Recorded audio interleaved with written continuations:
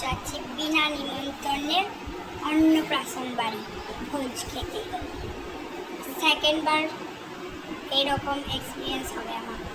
তারপরে গাড়ি করে পৌঁছে গেলাম মেনুতে, আর খুবই সুন্দরভাবে সাজিয়েছে, দেখাই যাচ্ছে।